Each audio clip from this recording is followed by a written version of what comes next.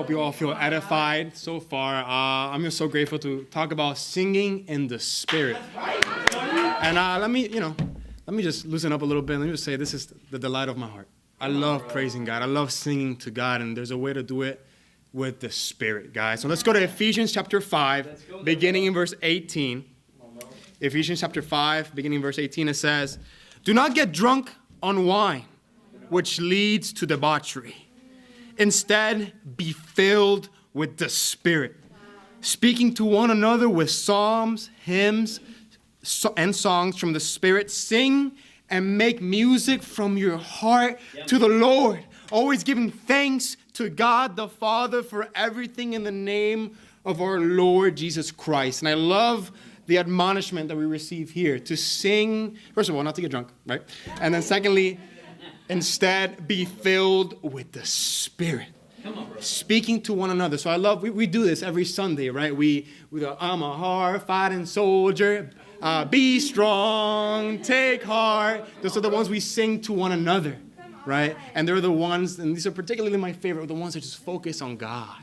Father, Lord, how majestic is your name. I love them all, but when I focus on God, and this is a theme that we've seen with these lessons, it's all about God. And so tonight, we're going to be looking at the life of somebody who embodies singing and doing everything in the Spirit. Let's go to 2 Samuel chapter 6. A man of God that we all greatly admire, and for good reason. 2 Samuel chapter 6, beginning in verse 13. When those who were carrying the ark of the Lord had taken 6 steps, he sacrificed a bull and a fattened calf. Wearing a linen ephod, David was dancing before the Lord with all his might, while he and all Israel were bringing up the ark of the Lord with shouts and the sound of trumpets. And this is incredible. I love the description here. David's dance, and it says dancing, but we're dancing with these trumpets, they're singing. This is a great procession, a great celebration. And there's a reason why, right? This is the reason why David sings and does everything with all his heart. And when I was writing this lesson, I thought back, to my, when I was in middle school and high school, I used to go to the Catholic Church, and that's what I grew up with. And I remember attending. I used to just go because, it's the cultural thing to do in Hispanic culture, primarily. But I would go, and then when I started getting really curious about God, I would go because I wanted to. And then I would listen to the songs, like, wow, those songs are beautiful. As the deer panteth for the streams, and all these amazing songs, and I would sing with all of my heart. And I remember one Sunday, I was just singing. I don't remember which song. I was there with my mom, and the lady behind me, I was singing just the way you see me. And there was a lady behind me who taps me on the shoulder, and I turn around, I'm like, whoa, what's going on here? We're singing. And, she looked at me, and I looked at her, and she asked me, are you sick? And I'm like, I was puzzled for a moment, because I'm like, what do you mean? In my mind, I reasoned that she was looking for a reason as to why I was so zealous for God. And, it struck me, and I remember one Sunday here, it was a visitor. It was like the fellowship break, and I'm going to the bathroom. And I was particularly zealous that morning, and I was going to the bathroom, and it's fellowship break, and she's come before, so I knew her. And she asked me, hey, so why do you sing with so much passion? And I'm like, I just love my God. David loved his God. And what's going on here with David, why is he so zealous, is because he's bringing back the Ark of the Covenant back to its rightful place in Jerusalem. For so long, for about 21 years, the Ark had been moved from place to place. And in 1 Samuel, I believe, chapter 4, the Philistines took the Ark for 7 months, and then God made their lives miserable. And they were like, we need to get rid of this thing. And eventually it went to, I believe it's another city in Israel, because they wanted to get rid of it. It's Gideon. It's a city in Israel.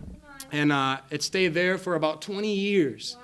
And then now God put it on David's heart, hey, let's bring because the ark is the presence of God. During this time, it is the most holy of holiest things on the earth and on the universe. And God put it on David's heart, let's bring the ark back to Jerusalem. And David was zealous for this. And right here, when he's dancing with all his might, you think about, why is he doing that? Why is someone so inspired, so full of zeal to worship God? You think about what God meant to David. David delighted in his God. My practical here is to sing to God in the Spirit. You have to focus on God, on his goodness. If we're too focused, and we're going to read a little bit more here, but that is the focal point. David was excited. It's like, yes, the ark is coming back to Jerusalem. The Israel is going to be inspired and filled in the presence of God. The ark represented God. What does God mean to you when you're in his presence? Today we are in his presence. When we sing to God, we're in his presence. Yeah, bro. We're at church, we're in his presence. In your quiet time, you're in his presence. What does it mean to you to be in the presence of God? We continue reading here in verse 16. It says, as the ark of the Lord was entering the city of David. Remember, this is a great procession. Everybody's celebrating, excited that the ark is coming back. It says, Michal, daughter of Saul, watched from a window. And when she saw King David leaping and dancing before the Lord, she despised him in her heart. Why? Why? Jump to verse 20. It says, when David returned home to bless his household, Michal, daughter of Saul, came out to meet him and said, how the king of Israel has distinguished himself today, going around half naked and in full view of the slave girls of his servants, as any vulgar fellow would. Now, mind you, this is the king of Israel, right? And this is his wife, Michal. And I find this quite amazing, right? Actually, let's continue reading. Verse 21, David said to Michal, it was before the Lord who chose me, rather than your father or anyone from his house, when he appointed me ruler over the Lord's people, Israel. I will celebrate before the Lord. I will become even more undignified than this, and I will be humiliated in my own eyes. By these slave girls you spoke of, I will be held in honor. And Michal, daughter of Saul, had no children to the day of her death. And there's a critical lesson to learn here when we're singing in the Spirit. The ark of God was coming back to Jerusalem. Everybody was celebrating with all their heart, and David is joining them, and here's Michal. No concern for the ark. She was focused on David and his indecency before the people. Now, the indecency she's claiming, he said he's half naked. He said he's wearing a linen ephod. This is what the priests were. Now, for a king, he wore his royal robes. In a sense, David didn't consider, he wasn't wearing his royal robes. This is the criticism she's making towards him, right? If you study it out. And what's incredible, and this is why it's so important to focus on God, David wasn't concerned about his royal robes, because before God, there's only one true king. Do you focus on God? Do you focus on his presence? Or are you like Michal and you focus on everything you can criticize, everything wrong in your life? I know sometimes on Sundays, we come to church. And there's times where, even including myself, we can come down. We can feel, you can just tell on people's faces that they're not focused on God, right? Whether with sin, or somebody treated you in an abrasive way or whatever, whether it's, something, like your brother, alarming news that have weigh heavy on your heart, we can tend to make things about ourselves, and sometimes those reasons are valid on how we feel. But the thing is, when we come in the presence of God, we have to give all that to him. When we come to church, give it all to him. Whatever, it is the only logical thing to do when you're feeling heavy-hearted. When you feel like you can't sing with all your heart, just give it to him, because he's the one who cares for you. Singing to God in the Spirit, first of all, it's not like David doing it with all your might. You have to give it all you've got. Even if you look foolish sometimes. I know for me sometimes, I know I can look like a clown when I'm singing, right? Sometimes I close my eyes and somebody walks in front of me and I accidentally launch a punch, But we must be willing to care more about God than what people think about us. Now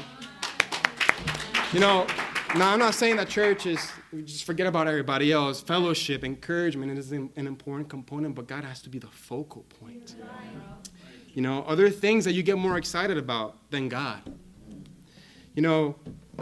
At times, sometimes we can get more excited about a new song that comes out, getting paid, so many things that can bring joy to our heart, but God has to be the greatest source. And that is what motivates me. I just think about being in the presence of God. I mean, guys, we're in the presence of the King of Kings, the Lord of Lords, the Root of David, the Lion of Judah. Guys, when we come to church, God's presence needs to be more real to us than the physical people in the room. How can we not sing? Then when I'm asked, hey, what do you sing with all your heart? How could I not sing with all my heart? We worship the great I am. And guys, this is the important part because the Spirit is focused on God. You want to sing in the Spirit, focus on what the Spirit is focused on. And I have some more practicals here today. Everybody should have a song in their heart, always. Always. You better memorize a song. In your quiet times, sing to God. I can't have a quiet time without singing. It's just my heart doesn't get there. Sing to God every day. And this practical right here is a particularly important one for me. When you sing, imagine what the song is talking about, and imagine the people that you love being with you as you sing. Guys, my time's up. To God be the glory. Amen.